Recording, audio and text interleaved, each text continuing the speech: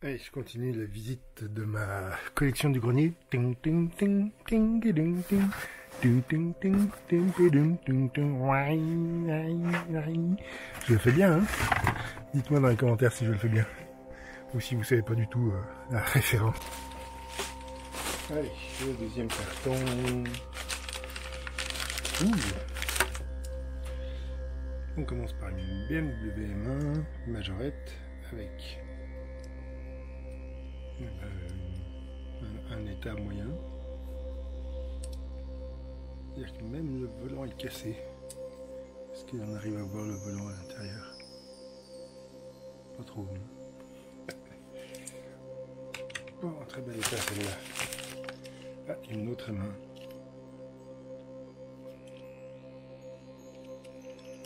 La version à friction, mais sans friction du coup. Ça marche plus la friction. Quand c'est la friction, il y a pas mal de grosses dedans. Ah, on va laisser BM. Pas mal celle-ci, majorette aussi. Corgi. Corgi anglaise. Non. ZE. Je ne sais pas ce que c'est. Je connais pas ce fabricant, je vais chercher, savoir si ça existe encore. Mais il n'y a plus de pneus, il y a l'air d'avoir un système à friction dedans qui marche plus du tout.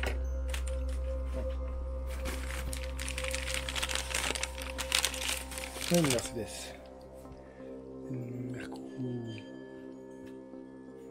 Alors, c'est une Matchbox Superfast. Avec la porte qui s'ouvre. 79. Ah, c'est là. C'est une Majorette. Une Roadster. Ça, c'était ça le Roadster de l'amour du risque. Non, c'est pas ça. C'était pas ça. Hop, voilà, avec le coffre qui tente de se faire la morale.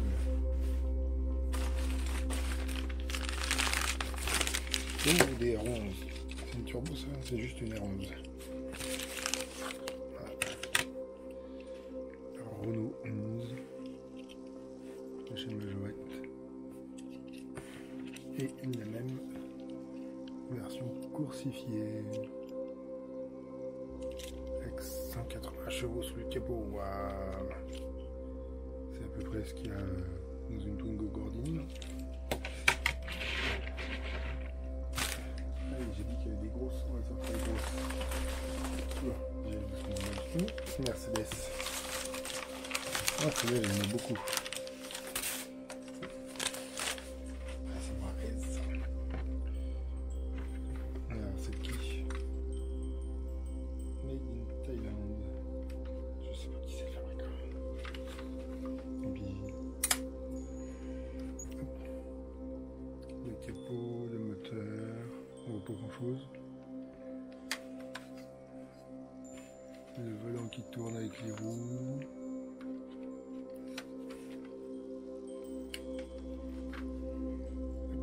Il y a une roue de secours et il y a une épée qui ne doit certainement pas être livrée avec la voiture à l'origine. Ça c'est une voiture, il y a un film avec Clint Eastwood je crois où il traverse la vitre d'un parking sur étage. Pour s'échapper ou quelque chose comme ça je crois. Oh bah voilà, quand je disais qu'il y avait des surprises. Ça je me souvenais pas que j'avais ça. BMW Z4, Burago. Et M Roadster, donc ils disent pas que c'est un M4 en fait. Ils ne disent pas encore savoir que c'était Burago mais avec des jolis pneus. Hop, on peut ouvrir le capot peut-être. Voilà. On voit un peu plus de choses dans le moteur. Pareil, ça tourne, ça s'ouvre, je lis le détail des vitres moitié ouvertes. C'est la voiture de James Bond, ça. Il n'y a pas de roue de secours là, c'est très brillant le plastique là-dedans, c'est bizarre. Hop, donc il y a bien quelques BMW quand même dans toute la collection. Oh, une Bugatti EB110 avec une décalcomanie qui fout le camp. Décalcomanie d'origine. Quand ça s'ouvre, les portes elles s'ouvrent en élytre sur cette voiture à l'origine. Hein. Ouais, c'est ça. Ça s'ouvre en élytre. Le coffre avant, il s'ouvre dans quel sens? Il s'ouvre vers l'avant. Avec la batterie et je ne sais trop quoi de présenter. Je sais pas si c'est des outils, ça peut être. Je sais pas trop. Et puis le capot, comment on ouvre le capot moteur. Ah oui, on peut. C'est classe. On peut maintenir le capot moteur ouvert. Il y a une tige. Oh, il va sortir. C'est peut-être plus facile avec des doigts d'enfant.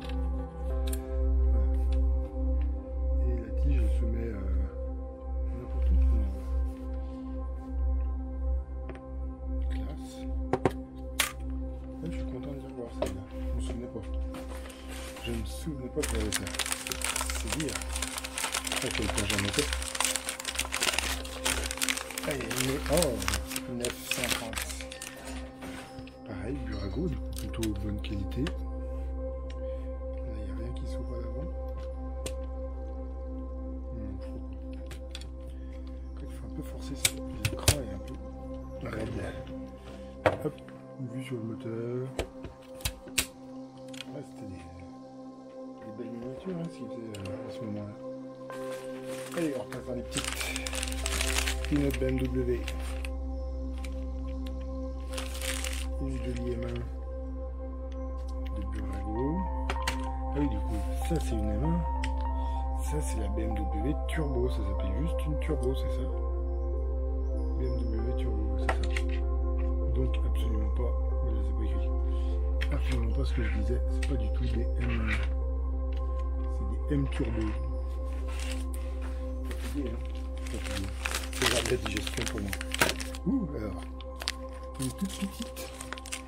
Une toute petite, c'est rigolo ça. Il n'y a rien d'écrit dessus. Ça c'est intéressant parce que c'est à peu près à ça que devaient ressembler les toutes premières miniatures, les tout premiers jouets en forme de voiture. Ça devait être des choses de cette taille là à peu près. Hein. Pas beaucoup plus grand. Et donc la version, elle est jolie, donc encore en bon état. Trollit CSL. Majorette. Est-ce qu'il y a une année dessous? Non, ils ne mettent pas les années chez Majorette. Les portes qui s'ouvrent.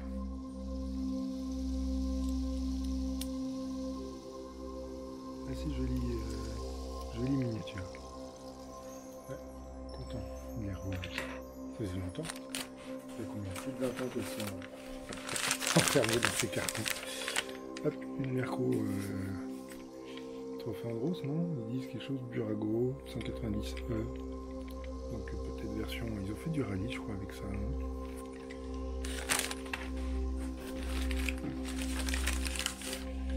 Ouh.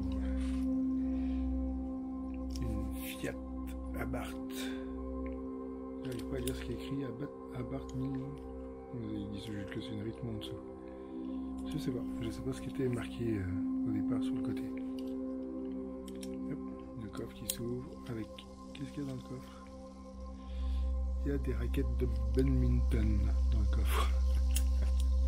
Pourquoi pas? Pourquoi pas? Pourquoi pas? Hop, il y a encore une petite avant la coupe suivante. Ah, pas une si petite que ça. Une Solido. Lancia Rally, la version course. Avec des pneus caoutchouc, mais avec des axes de roue qui dépassent. Moyennement bien fait ça. Et un peu dur de refermer. Ah, le ressort est pas en face. Voilà. Comme ça, qu'est-ce qu'on a à faire? Ah, là j'ai un rétroviseur qui se balade de celle-ci. Hop, nickel. Ça c'est une réparation efficace. C'est rapide.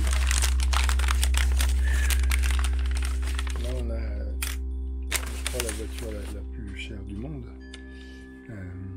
Voilà, Ferrari GTO qui a joué.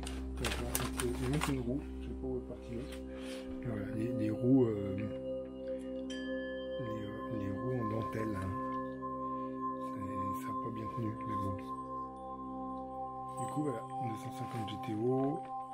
vu sur le moteur, ça c'était une de mes voitures préférées, je crois. En tout cas, j'ai beaucoup joué avec. Il y a une Testarossa normalement, un peu plus long, qui doit arriver. Et à force de jouer avec, et voilà. Les roues à rayons, elles ont lâché.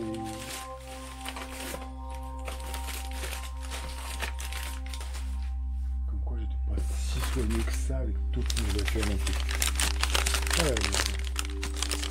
On reste en Italie. Lancia Delta S4, Burago aussi du coup, mais c'est ça. Ils disent quelque chose? Non. Ils disent rien dessus, il n'y a pas de nom de pilote. Voilà. C'est assez chouette comme véhicule. Ça ressemble pas du tout à une Delta, mais ça ressemble assez à la S4.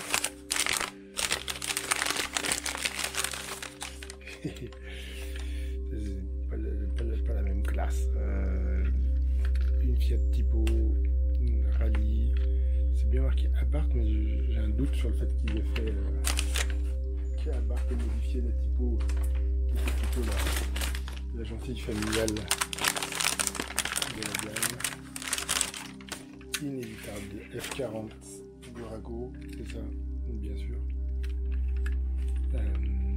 C'est étonnant parce que du coup les roues ont l'air très petites et j'avais souvenir qu'elle était plus jolie que ça. Voilà, comme quoi les souvenirs, ça permet d'embellir beaucoup de choses. Voilà. Hop, ça s'ouvre. Hop, plein de poussière dedans, donc il faudrait faire le ménage un de ces jours. Pas tout de suite. Qu'est-ce qu'on a ensuite? J'ai l'impression qu'il y a plutôt des grosses roues jolies. Une 250 LM qui est très très belle. Pour le coup, elle est assez proche. Ah voilà, des roues à rayons, mais pleines en fait. Ils ont fait semblant de faire des roues à rayons. Elle est toute rigolote celle-ci, mais toute rondouillarde. Voilà. Je pense que le fait que ça s'ouvre m'impressionnait plus que ce qu'on voyait dedans. Hein. Parce que la mécanique qu'on voit est pas terrible. On verra rien dedans. Voilà. Une assez jolie voiture. Encore aujourd'hui. Toute mini. Oh, ça c'est lourd. Je sais pas très bien. Ah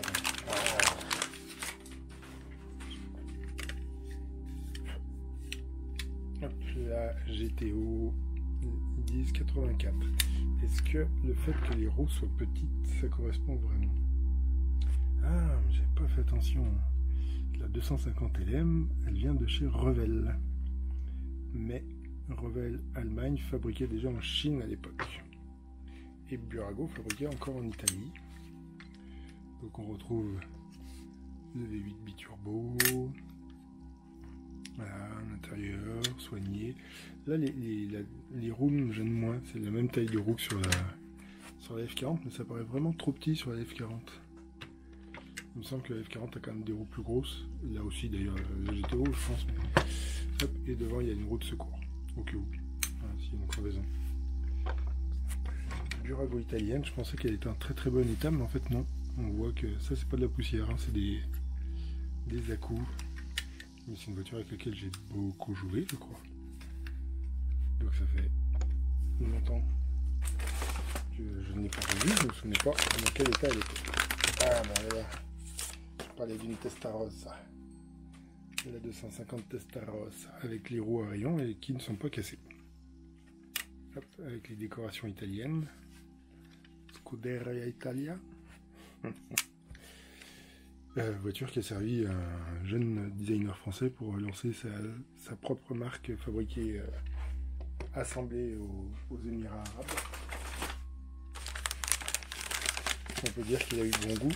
Ah ben voilà, et donc j'avais deux Testarossa. J'ai cette version qui a joué, puis qui a vécu. Et j'ai la version course. C'est rigolo ça. Pourquoi j'en ai deux? La même voiture, mais en deux fois. Oh, là c'est plusieurs petites. Voilà, de très très loin une de mes préférées. Donc, quand j'étais gamin, la GTO Majorette. On voit un petit peu le moteur dedans. Très très chouette. Très content de la revoir celle-là. Ça faisait longtemps de me manquer.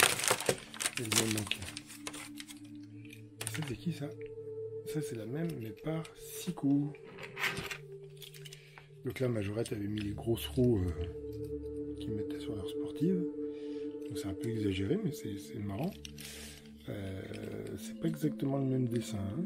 Là on voit pas, on n'a pas accès à l'intérieur. En revanche on a des petites infos, 8 cylindres, 2855 cm3, 294 kW. Du coup le PS ça doit être les chevaux, hein, la question que vous me posez. 305 km/h, 7000 tours minute. Ça en fait c'est chouette, c'est de la culture automobile qui nous faisait comme ça. Et on finit sur une autre F40 Burago, la 1.43. Voilà. Le 1.43 c'est un format que j'aime bien, qui est un peu bâtard, mais que j'aime bien parce qu'en fait ça permet d'avoir des voitures avec suffisamment de détails, mais qui restent assez petites, assez prenables. Là où les 1.53, 1.50, c'est combien ça? 1.56 chez Majorette ou chez Sikou, ça fait trop jouer. Il n'y a pas l'échelle, c'est chez Sikou. Et puis là on a du 1.24, c'est ça? Le 1.24 c'est bien pour la collection, mais ça commence à faire un peu gros quand même. Allez, il y a encore des grosses, il y a encore plusieurs couches. Une Dodge Viper, la première génération, je me souvenais même pas que je l'avais. Et dedans il y a même le principe de ma collection, c'était que sur les étagères je mettais par marque, par ordre alphabétique de marque, et après par ordre chronologique au sein de la marque, et je mettais plein de choses de la marque ensemble. Donc là voilà, j'ai la Viper, j'ai le pins Viper qui allait avec. Voilà, et donc la Viper, c'est une Burago. D'accord, voilà. Et là on peut apercevoir la boîte de vitesse en dessous, mais à part les portes, il n'y a rien qui s'ouvre.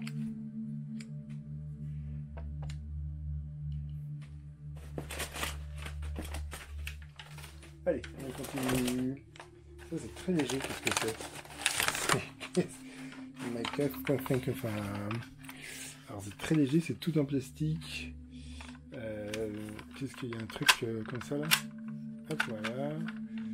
Des jeux de guerre, hein, je crois, parce que ça fait un de ces bruits. Ouais, voilà, donc il y a un canon, il y a un fusil, il y a ça qui s'avance. Est-ce qu'il y a quelque chose là encore là? Voilà. Ça c'est masque, mais voilà, un masque. Je cherchais le nom tout à l'heure parce que je pense que la BM Turbo, j'ai beaucoup joué avec parce que justement elle ressemblait à la voiture du chef de masque, et avec qui était pas du tout ressemblante, c'était une, je sais plus c'était quoi, une Firebird je crois, rouge, avec juste avec les portes papillons qui s'ouvraient pour faire des alliés. C'est rigolo ça. Et ça c'est quoi?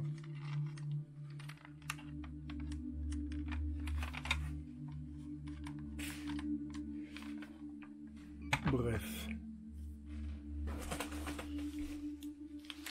C'était d'abord des jouets. Hein. Avant tout des jouets. On est chez Burago toujours. Coupe du monde de foot, 308 GTB. Voilà, qui est forcément juste avant la GTO, elle-même juste avant la F40, elle-même bien avant la F50, évidemment. Beaucoup de Ferrari grandes finalement. J'ai pas tant de Ferrari jouets, mais j'ai des Ferrari grandes. Oula. Voilà, une Ferrari jouet. Tiens, puisque j'en parle, la Daytona, faite par MC Toys, dis donc. Le début de l'importation chinoise en masse. Avec une couleur qui est quand même assez horrible. Et qu'est-ce que c'est que ça? Je sais pas d'où ça sort. Ferrari 308 GT SJ, je sais pas, SJ c'est le fabricant. Qu'est-ce que c'est? Donc il y a des ouvrants, il y a des autocollants un peu partout. D'accord, bah, pourquoi pas. C'est la voiture de Magnum. Je crois que le toit ouvrant a été inventé pour la série télé Magnum, il me semble. Parce que Tom Selleck est grand et il est grand, je crois qu'il est pas plus grand que moi, mais bon. Pour la norme, ça paraît grand.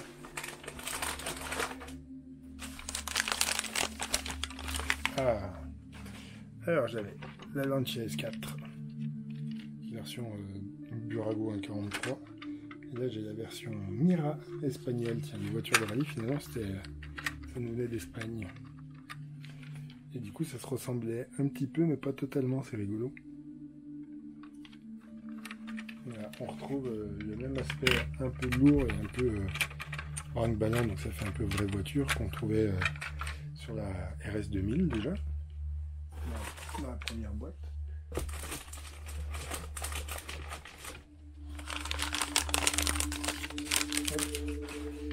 Une troisième Testarossa, mais cette fois-ci c'est la version moderne, toujours Polystyle, pardon.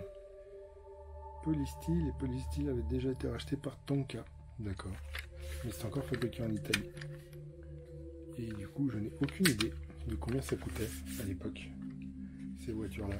Parce qu'aujourd'hui, ça coûte cher, ce genre de voiture, des qualités qui sont pas extraordinaires, je demande. Voilà, j'avais la Daytona version jouet, 3 inch, il n'y a pas de MC Toys, on voit qu'ils ont effacé. Donc je pense que c'était c'était pas leur modèle à eux, ou ils ont changé l'outillage de place, je sais pas.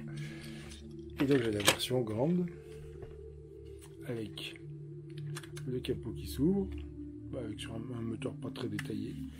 Hop, les portes qui s'ouvrent, pas le coffre évidemment, pas trop en demander. Et ça c'est... Ah, c'est Majorette qui faisait ça, dis donc. Avec des pneus caoutchouc très tendres. Un peu étonnant comme le pneu. Allez, il en reste 3, les 3 dernières de la boîte. Oh, bah on est pas que fort. 205 Turbo 16 Désert, même s'il me semble que la Désert elle a tout de suite été plus haute, surtout plus longue pour mettre le réservoir d'essence, mais bon. Là c'était la version, c'est Mira encore une fois, c'était la version italienne, la version pardon rallye qui était juste réadaptée en changeant les couleurs. C'est une économie d'échelle importante, parce que la version rallye c'est exactement la même, voilà, mais c'est pas les mêmes couleurs. Là, ils ont le même numéro, je suis pas sûr qu'elle ait jamais porté le numéro 205 en rallye, mais je suis pas sûr.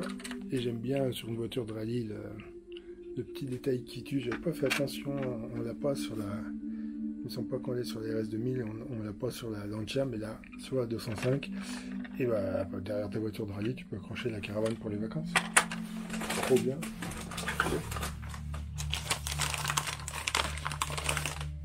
Et du coup, une 405 qui n'est pas en version Dakar, donc j'imagine que c'est qui a le numéro 204 d'une logique absolue, mais il me semble que les Dakar elles n'ont jamais été blanches. En revanche, elles ont dû être blanches pour Pikes Peak, mais avec plus d'éléments aérodynamiques. Donc voilà, on a pas le même intérieur, mais on a vraiment refait l'intérieur. Et encore une fois, c'est Mira espagnol, et ça appartenait à Las Miniaturas. Ah ouais, non, c'est pas ça, c'était leur surnom, leur slogan. Ben voilà. Donc ça, c'était la deuxième partie de la collection d'enfants. Et ça m'en fait 39. Du coup, 2 des 3 boîtes, même s'il y en a pas mal qui sont en dehors des boîtes, mais il n'y en a pas autant en dehors des boîtes que dans les boîtes.